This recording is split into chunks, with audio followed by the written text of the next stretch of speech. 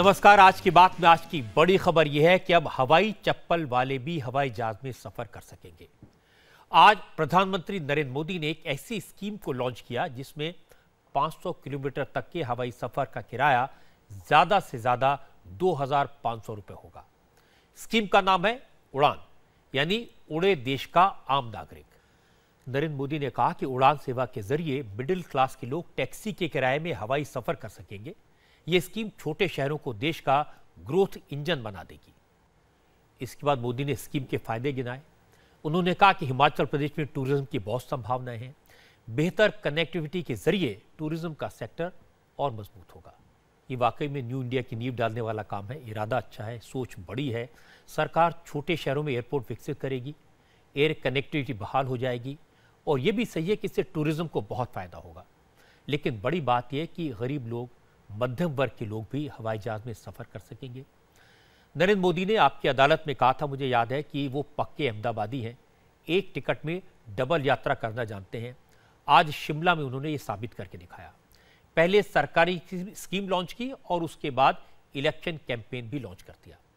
शिमला में मोदी ने कहा कि अब हिमाचल प्रदेश से बेईमानी और बेईमानों को भगाना है।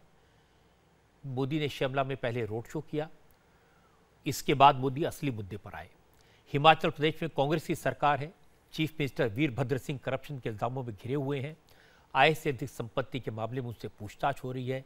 एनफोर्समेंट डायरेक्टरेट का उन पर केस है। मोदी ने वीरभद्र सिंह का नाम नहीं लिया, लेकिन कह दिया सब कुछ। और जवाब में पब्लिक ने बता दिया कि बात वीरभद्र की हो रही है, क्योंकि मोदी ने कहा देश के नौजवान बेईमानों को सबक सिखा रहे हैं, युवा पीढ़ी उनकी ताकत है। और इसके बाद मोदी ने नोटबंदी के फैसले का जिक्र किया। कहा यह फैसला मुश्किल था, लेकिन करप्शन के खिलाफ ये तो पहला बड़ा फैसला था, आगे ऐसे और भी फैसले होंगे। गरीबों की बात करने के बाद मोदी ने आज अपनी रैली में राम का नाम भी लिया। उन्होंने कहा वो करप्शन के खिलाफ लड़ रहे हैं, इससे बड़े बड़े लोग परेशान हैं। मोदी के इलाज का मौका तलाश कर रहे हैं। मोदी ने लोगों से पूछा, जो लोग उनसे नाराज हैं, क्या वो उन्हें जय श्री राम बोलेंगे? मुझे याद है कि राम मंदिर के आंदोलन की भूमिका हिमाचल में बनी थी। बीजेपी के पालमपुर अधिवेशन में पहली बार राम मंदिर पर प्रस्ताव पारित हुआ था और पालमपुर में ही राम मंदिर को बीजेपी ने अपने एजेंडे पर लिया था। हो सकता है इसीलिए हिमाचल प्रदेश में मोदी के मुंह से जय श्री राम का नारा निकला और इसके मतलब भी बहुत सारे निकाले जाएंगे। मोदी की पूरी स्पीच इलेक्शन कैंपेन वाली स्पीच थी। उन्होंने साफ साफ कहा कि फिलहाल ईमानदारी का युग चल रहा है, यही मौका है बेईमानों की विदाई का। शिमला में नरेंद्र मोदी काफी कंफर्टेबल महसूस इसलिए भी करते हैं, ये उनके लिए दूसरे घर जैसा है। संघ के प्रचारक के तौर पर वो काफी समय हिमाचल में रहे, फिर बीजेपी के प्रभारी के तौर पर शिमला में कई साल तक रहे। यहाँ की गली गली से, हर दुकान से, हर रेस्टोरेंट से, हर कॉफी हाउस से वाकिफ हैं। यहाँ के लोग उनके दोस्त हैं। और आज मोदी ने अपनी पब्लिक मीटिंग में शिमला के पुराने पत्रकारों के नाम ले दिए। कुछ लोग रैली में मौजूद थे। मोदी ने मंच से उन लोगों को नमस्कार किया और एक बार फिर से बता दिया कि वो हिमाचल की रग रग से बहुत अच्छी तरह वाकिफ है। मोदी हिमाचल में हवा बना रहे थे। दूसरी तरफ अमित शाह पश्चिम बंगाल में ममता बनर्जी की हवा निकालने की कोशिश कर रहे हैं। अमित शाह 3 दिन से बंगाल में हैं। आज उन्होंने आरएसएस के नेताओं के साथ मीटिंग की। राजरहाट में बूथ संपर्क कार्यक्रम में हिस्सा लिया, कार्यकर्ताओं से बात की। बूथ लेवल के वर्कर्स के कार्यक्रम में अमित शाह ने कहा कि अब बंगाल में बदलाव होगा। उन्होंने कहा कि बीजेपी की जमीन तैयार है, आम लोग का सपोर्ट है, ममता की सरकार से लोग परेशान हैं, इसलिए बंगाल में बीजेपी की सरकार बनने से कोई रोक नहीं सकता। अमित शाह ने कहा कि बंगाल में मुसलमानों के वोट के लिए हिंदुओं पर अत्याचार हो रहे हैं, गरीबों को लूटा जा रहा है, मंत्री भ्रष्टाचार में लगे हैं और गुंडे वसूली में। सबको ममता का प्रोटेक्शन है। अब बीजेपी बंगाल में ऐसी सरकार लाएगी जिसमें लोगों को सरस्वती पूजा और दुर्गा पूजा के लिए चिंता न करनी पड़े। जिस प्रकार के अत्याचार पश्चिम बंगाल की सरकार ने पश्चिम बंगाल की जनता पर किया है, आजादी के बाद कहीं पर इस प्रकार के अत्याचार कहीं पर नहीं।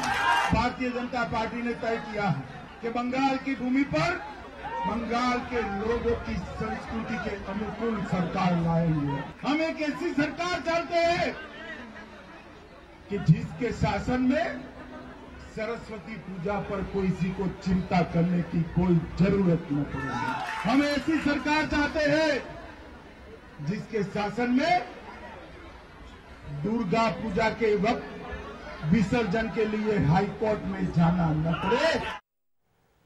ये बात सही है कि बंगाल में पिछले कई साल से सिर्फ नेगेटिव खबरें आती रही हैं। घरों में बम ब्लास्ट, दंगे, घोटाले, स्टिंग, फेक करेंसी, ड्रग्स की स्मगलिंग, यूनिवर्सिटी में देश विरोधी नारे, दुर्गा पूजा पर रोक, मूर्ति विसर्जन पर विवाद, और ये सब कुछ लेफ्ट फ्रंट की सरकार के जमाने में हर रोज होता था और यही ममता के राज में जारी है। इसलिए पिछले कुछ महीनों से हिंदुओं की नाराजगी की खबरें आई, प्रोसेशन हुए, कुछ तस्वीरें हमने आपको दिखाई थी। बीजेपी ममता के खिलाफ हिंदुओं के इसी गुस्से का फायदा उठाना चाहती है, लेकिन यह भी सही है कि बंगाल से ममता बनर्जी को उखाड़ना आसान नहीं है। ममता फाइटर हैं, उनका काडर बहुत मजबूत है, उनके पास सरकार है और चुनाव में भी काफी वक्त है। ममता चाहे तो संभल भी सकती है। अब आपको सुनवाते हैं साध्वी प्रज्ञा की बात, जो आज 9 साल बाद जेल से बाहर आई। जेल से बाहर आते ही साध्वी प्रज्ञा ने अपने ऊपर हुए जुल्म की दास्तान सुनाई। साध्वी प्रज्ञा ने कहा कि भगवा आतंकवाद का शब्द कांग्रेस ने इजाद किया, इस जुमले को सही साबित करने के लिए साजिश रची और कांग्रेस की साजिश पर उन्हें फंसाया गया। साध्वी प्रज्ञा को जेल में रहने के दौरान कैंसर हो गया, शरीर कमजोर है, अपने पैरों पर खड़ी नहीं हो पाती, व्हील चेयर पर आई, लेकिन उनकी हिम्मत नहीं टूटी। साध्वी प्रज्ञा ने कहा कि फिलहाल उन्हें जमानत मिली है, केस चल रहा है, वो न्याय के लिए लड़ाई लड़ती रहेगी। इन 9 वर्षों में मैं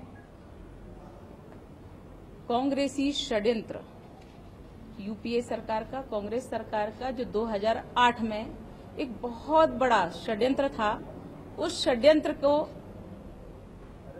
षड्यंत्र रूपी काले सागर से संघर्ष करते हुए एक बहुत बड़ा अन्याय का इतिहास रचकर मैं आज कारागृह के बंधन से अर्ध मुक्त हुई हूँ। अभी हमारा केस जो मुंबई में चलेगा, इसलिए मैं अर्ध मुक्त कह रही हूँ उसको। कहीं ना कहीं मानसिक रूप से अभी मैं बंधन में रहूंगी। माननीय हाईकोर्ट को धन्यवाद करती हूँ कि उन्होंने इतने वर्षों में ही सही किंतु न्याय के लिए सुना और मुझे कम से कम इलाज करने के लिए अवसर दिया। आपको याद होगा, मालेगांव ब्लास्ट में साध्वी प्रज्ञा की गिरफ्तारी कांग्रेस सरकार के वक्त हुई थी। उसी वक्त सरकार की तरफ से भगवा आतंकवाद के शब्द का इस्तेमाल किया गया था। आज साध्वी प्रज्ञा ने याद दिलाया कि विधर्मी लोग भगवा से डरते हैं, इसलिए उन्हें सन्यासी भी आतंकवादी दिखते हैं।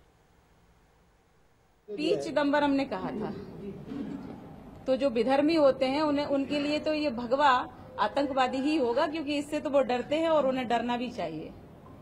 राक्षसी वृत्तियों के लिए ये बहुत बड़ा हथियार है। भगवा आतंकवाद की पूरी स्क्रिप्ट देख लीजिए आप। उन्होंने भगवा आतंकवाद हमें लेकर के सिद्ध करना चाहा, हमें इतना भयानक आतंकवादी सिद्ध करना चाहा, तो उसकी पूरी एक कहानी इन्होंने बना के प्रस्तुत की थी कांग्रेस सरकार ने। भगवा आतंकवाद नहीं होता, ये तो सिद्ध है। साध्वी प्रज्ञा ठाकुर ने बताया कि गिरफ्तारी के बाद एटीएस ने उन पर कैसे जुल्म किए, यातनाएं दी, हालत ऐसी हो गई कि उन्हें वेंटिलेटर पर रखना पड़ा। अब वो अपने पैरों पर चल नहीं सकती। उनकी हालत एटीएस के टॉर्चर की वजह से हुई। एटीएस ने मुझे 10 अक्टूबर 2008 को गैर कानूनी तरीके से लेकर के गई सूरत से मुंबई। उन्होंने मुझे 13 दिन तक गैर कानूनी तरीके से बंधक बना के रखा और जिसमें उन्होंने प्रताड़नाओं की पराकाष्ठा कर दी।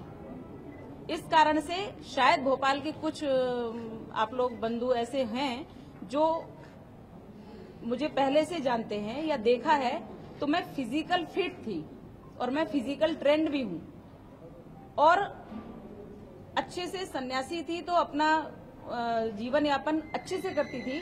आज मैं पराश्रित हूँ, इसका पूरा कारण एटीएस की प्रताड़ना, एटीएस मुंबई की। आप एक बात और सुन लीजिए कि एटीएस ने मुझे गैर कानूनी तरीके से रखकर इतना प्रताड़ित किया था कि मेरे फेफड़े की झिल्ली फट गई थी और मैं बेहोश हो गई थी और 5 दिन तक मैं वेंटिलेटर पे रही। एटीएस ने एडमिट किया मुझे। दोनों तरह से उन्होंने मानसिक तौर पे और शारीरिक तौर पे तोड़ दिया बिल्कुल। लेकिन मैं सन्यासी हूँ, इसलिए आत्मिक तौर पे मैं कभी नहीं टूटी, क्योंकि आज भी अगर मैं आपके समक्ष हूं तो शारीरिक रूप से जरूर टूटी फूटी हूं, लेकिन आत्मिक तौर पर जहां मेरा ईश्वर, मेरा ठाकुर विराजमान रहता है, उसको कहीं कोई आंच नहीं आने देते। साध्वी प्रज्ञा ने एक गंभीर आरोप लगाया। उन्होंने कहा कि कांग्रेस की सरकार उनकी हत्या करवाना चाहती थी। उन्होंने बताया कि पुलिस कस्टडी में उन्हें पुरुष अधिकारी टॉर्चर किया करते थे। मैं सिर्फ अपने आत्मबल से आज आपके समक्ष हूं, वरना कांग्रेसी षड्यंत्र ने, कांग्रेसियों ने पूरा प्रयास कर लिया था मुझे खत्म करने का। मैंने कोर्ट में बोला है, हेमंत करकरे से लेके कुछ नाम भी दिए थे। एक खानविलकर है, परमवीर सिंह है जो आज शायद मुंबई का कमिश्नर है थाने का, और ऐसे कुछ और नाम थे जो मुझे अभी ध्यान में नहीं है। लेकिन उन्होंने टोटल पुरुषों ने, किसी भी महिला ने नहीं, सिर्फ पुरुषों ने मुझे इतना प्रताड़ित किया है कि शायद स्वतंत्रता नहीं, स्वतंत्र भारत में नहीं, स्वतंत्रता के पहले परतंत्र भारत में भी किसी स्त्री को इतना प्रताड़ित नहीं किया गया होगा, स्त्री शरीर को। साध्वी प्रज्ञा ने कहा जिन लोगों ने उनके साथ गलत किया है वो उन्हें सजा जरूर दिलवाएंगी। आज तो ये स्थिति है कि मैं स्वयं अस्वस्थ हूं। अब आज मैं उन लोगों को क्षमा करती हूं जिन लोगों ने गलती से कोई अपराध कर दिया था, लेकिन मैं अपराधियों को कभी क्षमा नहीं करूंगी। जैसे भी होगा मैं कानूनी तौर पे उनको अवश्य सजा दिलवाऊंगी। साध्वी प्रज्ञा ने एक और बात कही। उन्होंने कहा कि उनके साथ अदालत ने न्याय किया है और उन्हें आज भी अदालत से उम्मीद है। मौजूदा सरकार भी ऐसी नहीं है झूठ को सच और सच को झूठ साबित करने की कोशिश करे, निर्दोष को फंसाने की साजिश करे। 9 वर्ष का अन्याय बहुत लंबा, ये तो निश्चित था कि कांग्रेस का षड्यंत्र था, और ये भी निश्चित है कि वर्तमान में कोई ऐसी सरकार है जो षड्यंत्र तो नहीं करेगी, परंतु ऐसी सरकार अवश्य है जो न्याय के लिए प्रयास करती है। और मेरा तो केस ही पेंडिंग था कोर्ट में, इसलिए कोर्ट ने जो कुछ भी किया मुझे स्वीकार है। मुझे इतना पता है कि कोई भी एजेंसी सीधी तो नहीं होती है, एजेंसी अपना काम करती है, उसको जो इन्वेस्टिगेशन करना होता है वो करती है, और जो परिणाम लाते हैं वो आज आपके सामने है। साध्वी प्रज्ञा के पूरे केस के बैकग्राउंड देखकर, उनकी बात सुनकर ये तो लगता है कि उनके साथ अन्याय हुआ है। देश में भगवा आतंकवाद भी है, ये साबित करने के चक्कर में साध्वी प्रज्ञा की जिंदगी बर्बाद हो गई। उन्हें इस बात के लिए फंसा दिया कि ब्लास्ट में जिस मोटरसाइकिल का इस्तेमाल हुआ था वो साध्वी प्रज्ञा के नाम पर थी, लेकिन प्रज्ञा ब्लास्ट से 4 साल पहले मोटरसाइकिल बेच चुकी थी। दूसरा इल्जाम यह था कि ब्लास्ट की साजिश की जो मीटिंग हुई उसमें वो मौजूद थी, लेकिन ये बात भी गलत साबित हुई। अब उन्हें जमानत तो मिल गई है, लेकिन 9 साल में साध्वी प्रज्ञा इतनी बीमार हो गई है कि मजबूती से चलती हुई गई थी और व्हील चेयर पर वापस आई। आज भी प्रेस कॉन्फ्रेंस करने के कुछ देर बाद ही उनकी तबीयत फिर से खराब हो गई। इस अन्याय की भरपाई कैसे होगी ये किसी कानून में नहीं लिखा। आगे बढ़ते हैं। यूपी के चीफ मिनिस्टर योगी आदित्यनाथ ने अयोध्या और काशी विश्वनाथ मंदिर के लिए कई बड़े फैसले किए हैं। अयोध्या में अब रामलीला होगी और भजन संध्या भी होगी। काशी विश्वनाथ मंदिर से गंगा के दर्शन होंगे। योगी आदित्यनाथ ने फैसला किया कि अयोध्या में 14 करोड़ 77 लाख रुपए की लागत से बन रहे भजन संध्या स्थल को जून 2018 तक तैयार करा लिया जाएगा। कई साल से अयोध्या में रामलीला पर पाबंदी है, योगी ने इसे हटा लिया। इसके अलावा योगी आदित्यनाथ ने यूपी के दूसरे बड़े मंदिरों में बाउंड्री वॉल कराने और इन मंदिरों तक जाने के लिए 4 लेन की सड़क बनाने के भी आदेश दिए। काशी विश्वनाथ मंदिर से गंगा साफ साफ नजर आए, इसके लिए बीच में आने वाले 85 बिल्डिंग्स को हटा लिया जाएगा। काशी विश्वनाथ मंदिर में ई पूजा, ई डोनेशन की व्यवस्था करने को कहा गया है। कैलाश मानसरोवर यात्रा और सिंधु यात्रा के लिए 15 दिन में ऑनलाइन सर्विस शुरू करने के आदेश दे दिए गए। उत्तर प्रदेश के मुख्यमंत्री योगी आदित्यनाथ अयोध्या में दोबारा से रामलीला का मंचन शुरू करेंगे। अयोध्या में 2003 से रोजाना रामलीला का मंचन होता था, लेकिन पिछली अखिलेश सरकार ने इसे बंद कर दिया था। ये संस्कृति विभाग करता था अयोध्या में रामलीला का मंचन, और अयोध्या में म्यूजियम, जो रामायण म्यूजियम है, वहाँ पे किया जाता था। इसके लिए जो फंड था वो अखिलेश यादव ने अप्रैल 2013 से देना बंद कर दिया था। इसलिए रोज़ाना होने वाली ये रामलीला जो कही जाती है कि दुनिया में सबसे ज़्यादा लंबे समय तक चलने वाली रामलीला थी, वो बंद हो गई थी। इसमें 50 से ज़्यादा कलाकार रोज़ाना भाग लेते थे। बहुत सारे कलाकार लोकल होते थे, बहुत सारे बाहर से भी आते थे। इसमें जो अयोध्या के लोग हैं, फैज़ाबाद के लोग हैं, वो ये रामलीला देखने जाते थे। साथ में जो टूरिस्ट जाते हैं वो भी इस रामलीला को देखने जाते थे। अब योगी आदित्यनाथ सरकार ने फैसला किया है कि बहुत जल्दी ये रामलीला अयोध्या में दोबारा शुरू होगी। इसके अलावा योगी आदित्यनाथ ने कहा है कि अयोध्या में जो भजन संध्या स्थल बन रहा था करीब 15 करोड़ से, वो भी अगले साल जून तक बनकर तैयार हो जाना चाहिए। इससे पहले महेश शर्मा जो केंद्रीय मंत्री हैं, वो मुख्यमंत्री योगी आदित्यनाथ से मुलाकात कर चुके हैं और अयोध्या में जो केंद्र सरकार एक बड़ा भव्य म्यूजियम बनाना चाहती है, उसके लिए बातचीत कर चुके हैं। ये बात सच है कि काशी में विश्वनाथ मंदिर में, अयोध्या में राम जन्मभूमि में और मथुरा में कृष्ण जन्मभूमि जैसे जो बड़े बड़े मंदिर हैं, उनकी हालत खराब है। उनके चारों तरफ जाने का रास्ता नहीं है, सकरी गलियां हैं, कंजेशन है, आसपास इलीगल कंस्ट्रक्शन हुए हैं और ये सारे मंदिर ऐसे हैं जहां पर लाखों की संख्या में भक्त हर रोज जाते हैं। काफी परेशानी का सामना करना पड़ता है, लेकिन आस्था इतनी है कि लोग शिकायत भी नहीं करते। योगी आदित्यनाथ ने इस परेशानी को समझा और एक्शन प्लान बनाया। इन मंदिरों की सफाई और भक्तों के लिए उस तरह के भव्य इंतजाम होने चाहिए जैसे आजकल स्वर्ण मंदिर में अमृतसर में दिखाई देते हैं या फिर जम्मू में वैष्णो देवी में दिखाई देते हैं। अब आपको केजरीवाल का डर दिखाते हैं। एमसीडी इलेक्शन में बुरी हार से केजरीवाल इतने परेशान हो गए हैं कि अब उन्हें अपनी पार्टी के काउंसिलर्स पर भरोसा नहीं है जो इलेक्शन जीत कर आए। आज केजरीवाल ने आम आदमी पार्टी की बुरी हार की समीक्षा के लिए पार्टी के नेताओं और एमएलएस की मीटिंग बुलाई। मीटिंग में एमसीडी में चुनकर आए 48 काउंसिलर भी मौजूद थे।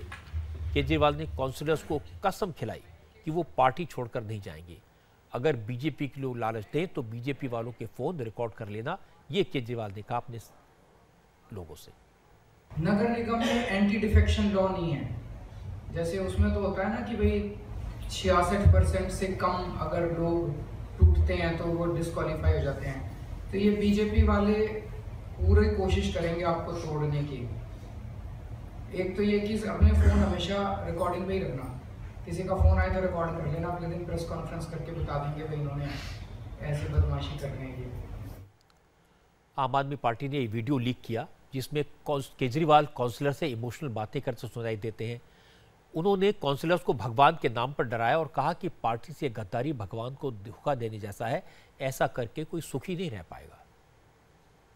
हमेशा ये बोलता हूँ हमारी कोई औकात नहीं थी। 4 साल पहले हम भी ऐसी गलियों में घूमा करते थे। ये कोई ना कोई चमत्कार ही हुआ कि भगवान ने हमें मुख्यमंत्री उप मुख्यमंत्री बना दिया, नहीं तो हमारी हैसियत क्या है, हमारी हैसियत कुछ नहीं है। लेकिन अगर आप लोगों ने किसी ने धोखा दिया इस आंदोलन को, तो ये सोच लेना आप भगवान को धोखा दे रहे हो। लालच दे दे, तेरे को 10 करोड़ रुपए दे दूंगा, पार्टी छोड़ के आ जाए। इनके पास तो बहुत पैसा है, तो कुछ भी दे सकते हैं। लेकिन एक चीज सोच लेना कि अगर आप इस आंदोलन को और इस पार्टी को और लोगों की इस उम्मीद को धोखा दे के गए तो जिंदगी में सुखी नहीं रह पाओगे। और इसके बाद केजरीवाल ने पार्टी के विधायकों को और काउंसिलर्स को हमेशा पार्टी के साथ बने रहने की कसम खिलाई। मैं अपने भगवान को हाजिर नाजिर मान के शपथ लेता हूँ कि मैं कभी भी अपनी पवित्र पार्टी को और इस आंदोलन को धोखा नहीं दूंगा। केजरीवाल की बातें सुन के साफ लग रहा है उन्हें अपने काउंसिलर्स पर, अपने एमएलएस पर भरोसा नहीं रह गया। शायद उनको ये पता है कि जहां तक काउंसिलर्स का सवाल है, एंटी डिफेक्शन लॉ लागू नहीं होगा, इसलिए काउंसिलर उनका साथ कभी भी छोड़कर जा सकते हैं। वैसे भी केजरीवाल ने जिन लोगों को इकट्ठा किया उनकी न कोई पार्टी रही है, न कोई विचारधारा है, कोई लॉयल्टी नहीं है। अब उन्होंने काउंसिलर्स को पार्टी ने छोड़ दी, कसम खिला दी। लेकिन काउंसिलर पूछ सकते हैं, आपने भी तो बच्चों की कसम खाकर कहा था कि कांग्रेस का सपोर्ट नहीं लूंगा, आपने भी तो कहा था कि मैं सरकारी घर नहीं लूंगा, आपने भी तो कसम खाई थी कि दिल्ली छोड़कर नहीं जाऊंगा। जब आप इतनी सारी कस्में तोड़ सकते हैं तो काउंसिलर अंतरात्मा की आवाज पर केजरीवाल की कसम क्यों नहीं तोड़ सकते? आज पाकिस्तान ने एक बार फिर कश्मीर का माहौल बिगाड़ने की कोशिश की। पाकिस्तान से आए आतंकवादियों ने जम्मू कश्मीर में आर्मी कैंप पर हमला किया, लेकिन हमारे बहादुर नौजवानों ने मुंह तोड़ जवाब दिया और 2 आतंकवादियों को मार गिराया। इस हमले में सेना के एक कैप्टन और 2 जवान शहीद हुए हैं। कुपवाड़ा के आर्मी कैंप से सुबह करीब 4:30 बजे गोलियों की आवाज सुनाई दी थी। आतंकवादी कैंप के बाहर कटीली तार की बाउंड्री काटकर घुस गए। जिस वक्त वो फेंसिंग काट रहे थे उसी वक्त उन पर आर्मी गार्ड की नजर पड़ी। गार्ड ने जब उन्हें चैलेंज किया तो आतंकवादियों ने फायरिंग शुरू की। गार्ड ने जवाबी फायरिंग की, रोकने की कोशिश की, लेकिन 3 आतंकवादी अंधेरे का फायदा उठाकर ऑफिसर्स कॉम्प्लेक्स की ओर भागे। आतंकवादियों के कितने बड़े हमले की प्लानिंग थी, इसका अंदाजा आपको इस बात से लगा सकता है कि आतंकवादियों के पास 3 AK-47 rifle, 1 Chinese pistol, 1 under barrel grenade launcher, 6 grenade, 10 magazine, 200 से ज्यादा गोलियां, 2 GPS, 2 रेडियो सेट और 1 स्मार्टफोन मिला है। इस एनकाउंटर में 6 जवान घायल हुए हैं, जिन्हें एयरलिफ्ट करके हॉस्पिटल पहुंचाया गया। जिस कैंप पर हमला किया गया वो सेना का बड़ा कैंप है। यहां पर आर्टिलरी, इन्फेंट्री, फील्ड गन और टेरिटोरियल आर्मी की 10 से 12 यूनिट्स हैं। एनकाउंटर की खबर मिलते ही लेफ्टिनेंट जनरल JS सिंधु भी कैंप पहुंचे और हालात का जायजा लिया।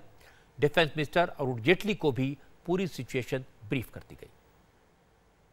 This operation started approximately at 0430 hours on a pitch dark night when 2 to 3 terrorists were observed cutting the perimeter fence of the garrison. Own patrol immediately challenged and fired upon the terrorists. The terrorists fired back and started running towards the living area of one of the units in the garrison.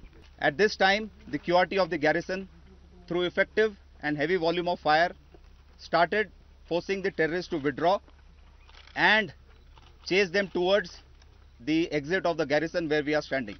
In the entire operation, 2 terrorists were killed. हमारे संवाददाता मंजूर मीर भी उस camp में गए जहां आतंकवादियों के साथ एनकाउंटर हुआ था। मंजूर मीर की रिपोर्ट से आपको अंदाजा लगेगा कि यह एनकाउंटर कितना भयंकर था। हम इस वक्त पंजगाम गैरिसन के अंदर मौजूद है। आप देख सकते हैं ये वो जगह है जहां पर आज सुबह फिदाइन हमला हुआ था। इस जगह को मार्क किया गया है। ये ब्लड के निशान यहां पर आप देख सकते हैं। यहां पर ये पिट्ठू का बैग आप देख सकते हैं और जगह जगह पर यहाँ पर मार्क किए गए हैं जहाँ पर खून के निशान हैं। और माना जा रहा है कि ये जो इलाका आप यहाँ पर देख रहे हैं, यहाँ से मिलिटेंट्स ने एंटर किया था और उसके बाद वो यहाँ तक पहुँचने में कामयाब हुए थे। उन्होंने अंधाधुंध गोलियाँ चलाई थी और खून के निशान यहाँ पर अभी भी साफ दिखाई दे रहे हैं। यहाँ पर ये संतरी गार्ड का पोस्ट है। आप देख सकते हैं कि यहाँ पर भी कुछ गोलियाँ जो है इस संतरी पोस्ट के सामने वाले फ्रंट पे लगी हुई है गोलियाँ यहाँ पर, लेकिन तुरंत संतरी पोस्ट और जवानों ने जो है तुरंत जवाबी कार्रवाई की और दोनों मिलिटेंट जो है इस कैंप का जो ये एग्जिट गेट यहाँ पर है, यहाँ पर दोनों मारे गए। आप देख सकते हैं कि कहां तक खून के निशान जो है यहाँ पर साफ दिखाई दे रहे हैं। अब आपको बताते हैं इस हमले में एक जवान की जाबाज के बारे में। इस बहादुर जवान ने सामने से फायरिंग कर रहे 2 आतंकवादियों को मार गिराया। तीसरे आतंकवादी को मार देता अगर इसके हाथ में गोली न लगी होती। इस बहादुर जवान का नाम ऋषि कुमार है। तीनों आतंकवादियों से अकेले इस बहादुर जवान ने लोहा लिया। आतंकवादियों ने इसके सिर पर गोली चलाई। बुलेट प्रूफ पटके में गोली घुस गई। गोली के इम्पैक्ट से ऋषि नीचे गिरे, लेकिन फिर तुरंत उठकर मोर्चा संभाला और दोनों आतंकवादियों को खत्म करके ही दम लिया। 4:30 बजे तकरीबन प्रताप गेट पे मेरी ड्यूटी थी पंचगांव में। तो सर अचानक ये फायरिंग रेंज से कुछ आवाज़ें फायरिंग की सुनाई दे रही थी। तो मैंने एक्सचेंज में फ़ोन किया, अपने यूनिट में एक्सचेंज में फ़ोन किया। तो वहाँ पे एक्सचेंज वालों ने बताया ये मिलिटेंटों ने हमारे कैंप के ऊपर अटैक कर दिया है। तो मैंने अलर्ट हो गया, मैं अलर्ट हो गया कि मिलिटेंट अगर आए तो मैं अपने फिट हूँ। तो उसके बाद फायरिंग करते करते ये मिलिटेंट मैंने प्रताप गेट की तरफ आगे बढ़ते हुए आ रहे थे। तो मैंने देखा 2 मिलिटेंट उसमें मेरी तरफ मैंने फायरिंग करते करते मेरे को आ रहे थे। तो मैंने भी अपना पोजीशन बनाया और पोजीशन बनाने के बाद उन पे जवाबी कार्रवाई किया और मैंने भी फायरिंग शुरू किया, जिसमें मिलिटेंटों ने मेरे ये BPG जो पटका मैंने पहन रखा था यहाँ पे एक ब्रस्ट फायर मारा। दोनों मिलिटेंटों को मैंने मार दिया और उनसे ये 247 हथियार मैंने बरामद किया। जो मेरे कब्जे में है। अभी भी मैं जंग के लिए तैयार हूं, उनसे लड़ने के लिए रेडी हूं। नायक ऋषि कुमार 2 आतंकवादियों को ढेर करने के बाद तीसरे आतंकवादी पर गोलियां चला रहे थे जब इनका एम्यूनेशन खत्म हो गया। ये बंकर से बाहर निकला ये जवान मारे गए एक आतंकवादी की AK-47 उठाकर तीसरे आतंकवादी पर फायरिंग करने की कोशिश की, लेकिन इस दौरान तीसरे आतंकवादी ने नायक ऋषि कुमार पर फायरिंग की। एक गोली जवान के हाथ में लगी, ऋषि कुमार गिर गए। इसका फायदा उठाकर तीसरा आतंकवादी फरार हो गया। जब ये 2 मिलिटेंट को मैंने मार गिराया, उसके बाद एक फेंस के साइड से तीसरा मिलिटेंट वो फायरिंग करता हुआ मेरे ऊपर आ रहा था मेरी तरफ, तो मैंने भी उसको फायरिंग किया और उसी फायरिंग में उसने मेरे ये दाहिने बाजू में गोली मारकर और भाग गया और मैं वहीं पे गिर गया। लेकिन एक दुर्भाग्यपूर्ण बात यह हुई कि आतंकवादियों को बचाने के लिए एक बार फिर कुछ पत्थरबाज सामने आए। जब आर्मी के जवान कुपवाड़ा में हमले के बाद फरार हुए तीसरे आतंकवादी को खोज रहे थे, सर्च ऑपरेशन चल रहा था, तब कुछ पत्थरबाज सड़क पर आए। पत्थरबाजों ने जवानों का रास्ता रोकने के लिए सड़क पर गाली पड़ दी, लेकिन इससे बात नहीं बनी तो सिक्योरिटी फोर्सेस पर पत्थरबाजी शुरू हो गई। इसके बाद जम्मू कश्मीर पुलिस ने मोर्चा संभाला और पत्थरबाजों को वहां से भगाया। एक तरफ कुछ लोग हैं जो पाकिस्तान के इशारे पर पत्थर चलाते हैं, लेकिन कश्मीर के ज्यादातर नौजवान इसके खिलाफ हैं। कश्मीर के नौजवान सेपरेटिस्ट को अपना नेता नहीं मानते। वो कहते हैं कि कश्मीर में 100 में से सिर्फ 5 बच्चे ऐसे हैं जो पत्थर चलाते हैं, बाकी 95 कश्मीर में अमन चाहते हैं, अपना करियर बनाना चाहते हैं, स्कूल जाना चाहते हैं, कॉलेज जाना चाहते हैं, वो बड़े बनना चाहते हैं। असल में आज केंद्र सरकार ने जम्मू कश्मीर के यूथ से कनेक्ट करने के लिए संवाद कार्यक्रम का आयोजन किया था। इसमें बड़ी संख्या में कश्मीरी नौजवान आए। केंद्रीय मंत्री विजय गोयल ने कश्मीरी नौजवानों से बात की, उनकी मुश्किलात को समझने की कोशिश की। इस कार्यक्रम के बाद हमारे संवाददाता देवेंद्र पाराशर ने कश्मीरी नौजवानों से बात की, उनसे पूछा उनके दिल में क्या है।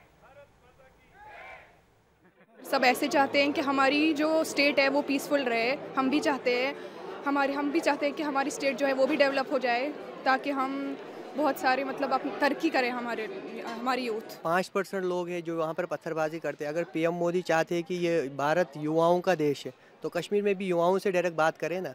सेपरेटिस्ट को अलग छोड़े, पॉलिटिशियंस को अलग छोड़े, जो वहाँ के लीडर्स हैं उनको छोड़े, डायरेक्ट यूथ से बात करें कि यूथ क्या चाहता है। जो वो हम तो पीस ही चाहते हैं। एजुकेशन मामले में भी, हर किसी मामले में भी हमें इक्वल राइट्स होने चाहिए और पीस होना चाहिए हर जगह। यहाँ के लोगों में एक भ्रम पड़ा है कि जम्मू कश्मीर के युवक में एक अलगाववाद की भाषा भरी हुई है कि वो चाहते हैं कि जम्मू कश्मीर भारत से अलग हो। ऐसे कश्मीर के युवा में बिल्कुल नहीं है। कश्मीर का युवा ये चाहता है कि वो कश्मीर में ऐसी डेवलपमेंट चाहिए जैसे कि भारत के बाकी राज्यों में है। वो भी यही असल में चाहते हैं कि हम अपना करियर बनाएं, कुछ अच्छा करें, अपने घर वालों के, अपने देश के लिए कुछ अच्छा बने।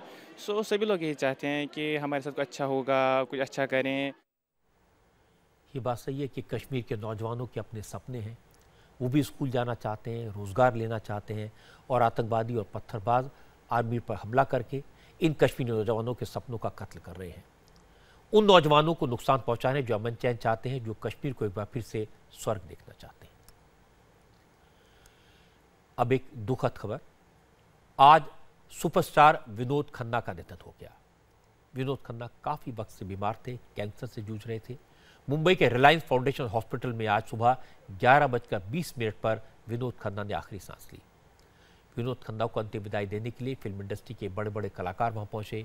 अमिताभ बच्चन, ऋषि कपूर, रणधीर कपूर, जैकी श्रॉफ, ये सब लोग विनोद खन्ना के दोस्त रहे हैं और अंतिम संस्कार के वक्त मौजूद थे। विनोद खन्ना की बेटी साक्षी ने उन्हें मुखाग्नि दी। विनोद खन्ना ने 141 हिंदी फिल्मों में काम किया। 1968 में फिल्म मन का 20 से उन्होंने करियर की शुरुआत की थी। 99 में विनोद खन्ना को फिल्म फेयर ने लाइफ टाइम अचीवमेंट अवार्ड दिया। 97 में विनोद खन्ना राजनीति में आए, बीजेपी में शामिल हुए, पंजाब के गुरदासपुर से लोकसभा के मेंबर बने। 19 साल पहले 1998 में विनोद खन्ना आपकी अदालत में आए थे। तब विनोद खन्ना अपनी पॉलिटिकल इनिंग शुरू कर रहे थे। मैंने विनोद खन्ना से फिल्म पर, राजनीति पर, ओशो के आश्रम को लेकर, उनके संन्यास के बारे में बहुत सारे सवाल पूछे थे और हर सवाल का उन्होंने दिल खोल कर जवाब दिया था। आज भी वो पल मुझे याद है। विनोद खन्ना 1982 में अचानक फिल्म इंडस्ट्री छोड़कर ओशो की शरण में चले गए थे और उस वक्त वो फिल्म इंडस्ट्री के सुपरस्टार थे। मैंने विनोद खन्ना से पूछा था ऐसे वक्त में जब उनका सितारा बुलंदी पर था तब उन्होंने इंडस्ट्री क्यों छोड़ी, तो आज भी याद है, सुनिए उन्होंने क्या जवाब दिया था। मुझे आध्यात्मिक जीवन के बारे में जानना था और मैं काफ़ी सालों से मेडिटेशन कर रहा था।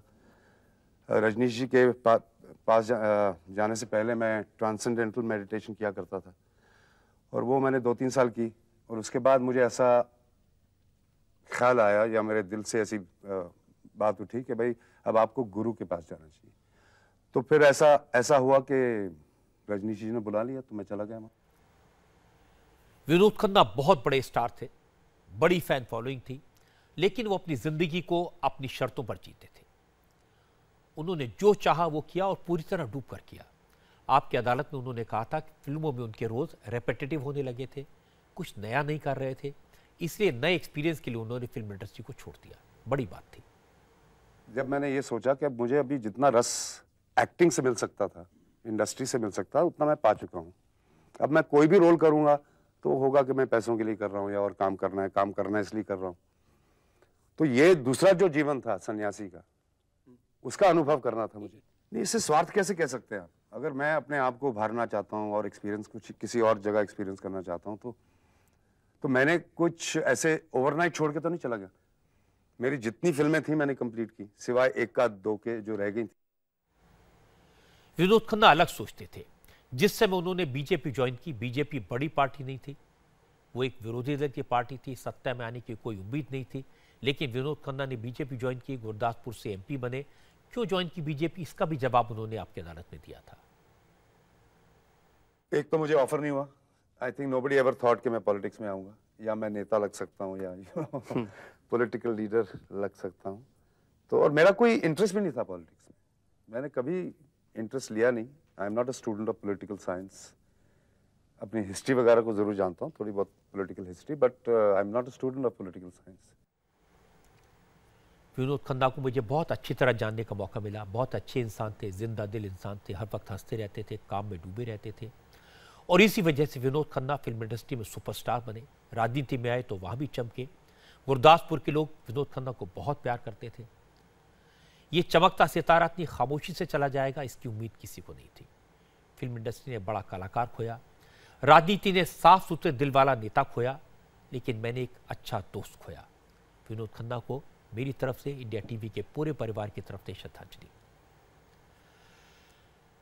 आज लोकपाल की नियुक्ति को लेकर सुप्रीम कोर्ट ने सख्त रुख अपनाया। सुप्रीम कोर्ट ने केंद्र सरकार से कहा कि मौजूदा कानून के तहत लोकपाल की अपॉइंटमेंट की जा सकती है, इसमें देरी का कोई ठोस कारण नजर नहीं आता। केंद्र सरकार की दलील यह है कि लोकपाल के चयन की कमेटी में विरोधी दल के नेता को होना जरूरी है, लेकिन फिलहाल लोकसभा में कोई नेता विपक्ष नहीं है, इसलिए लोकपाल की अपॉइंटमेंट नहीं हो पा रही। लेकिन अदालत ने केंद्र सरकार की इस दलील को रिजेक्ट कर दिया। केंद्र सरकार ने कहा कि अपॉइंटमेंट लटकाने की कोई वजह नजर नहीं आती।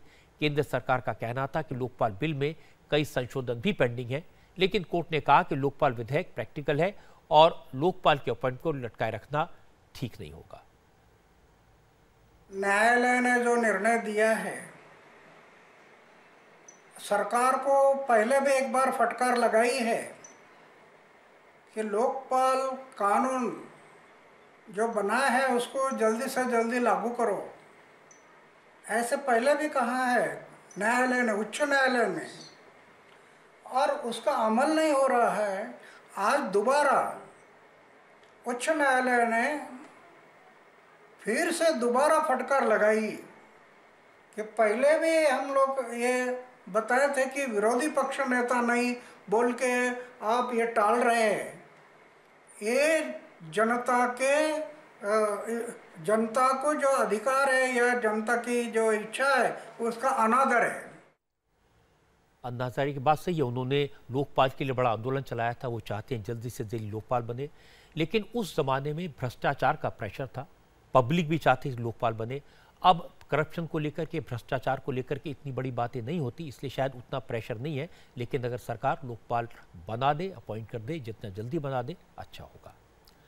थोड़ी देर बाद आपको बताएंगे आज की अच्छी खबर, उस स्कीम के बारे में जिसमें आप सिर्फ 60 रुपए देकर एलईडी बल्ब खरीद सकते हैं, और एलईडी बल्ब खरीदने का बड़ा फायदा भी होता है।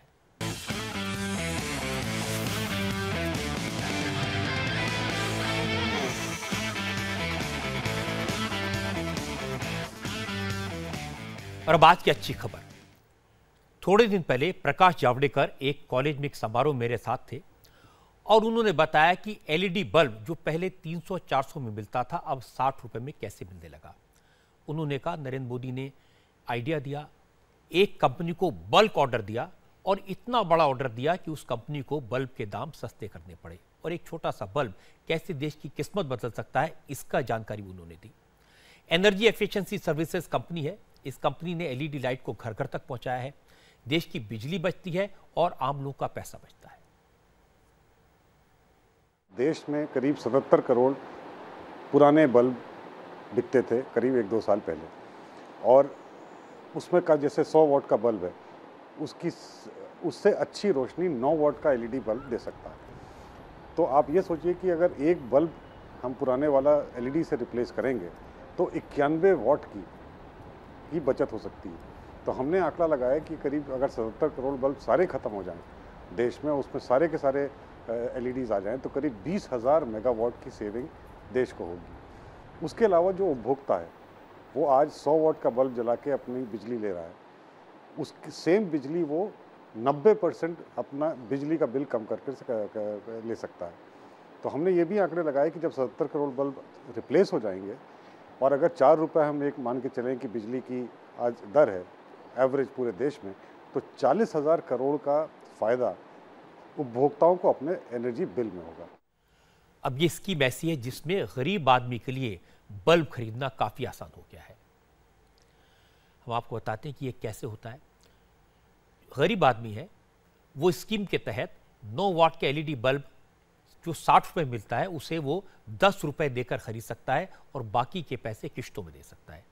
एनर्जी एफिशिएंसी लिमिटेड के मैनेजिंग डायरेक्टर का कहना है कि कंपनी एलईडी बल्ब्स का बड़ा लंबा चौड़ा लार्ज स्केल प्रोडक्शन करवा रही है, जिससे बल्ब की लागत कई गुना कम हो गई है और ये सीधा सीधा ग्राहकों को फायदा पहुंचाने का काम है।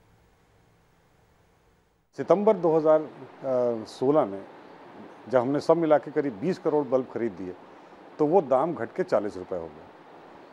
तो अब आज की तारीख में पूरे देश में हम ये एलईडी बल्ब जो है वो 60 रुपये प्लस जो भी वैट है उस स्टेट का उसमें हम दे रहे हैं, तो 65 रुपये या 70 रुपये।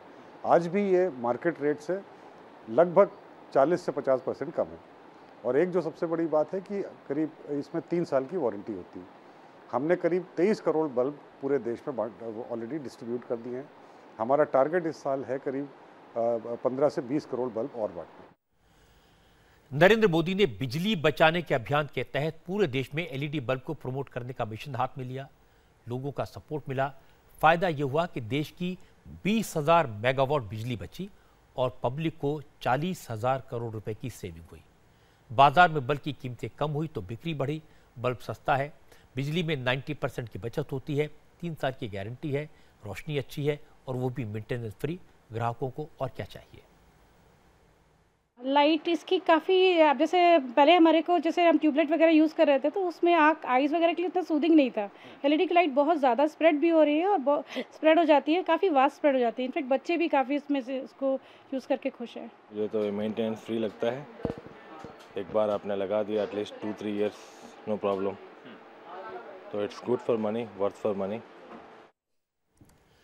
स्ट्रीट लाइट्स में भी 200 से 500 वॉट के बल्ब इस्तेमाल होते थे, अब उतनी ही रोशनी 20 से 25 वॉट के बल्ब से मिलती है। इससे सरकार का बिजली का बिल कम हुआ है। पिछले साल 15 अगस्त से पार्लियामेंट और राष्ट्रपति भवन तक की सजावट में एलईडी का इस्तेमाल हुआ था और मोदी का आइडिया इसलिए हिट हो गया क्योंकि इसमें सरकार के साथ साथ लोगों का भी फायदा है। थोड़ी देर बाद आपको बताएंगे आज सुप्रीम कोर्ट ने सुब्रत रॉय को किस अंदाज में डांट लगाई और 2000 करोड़ रुपए जमा कराने के लिए कितने महीने का वक्त दिया।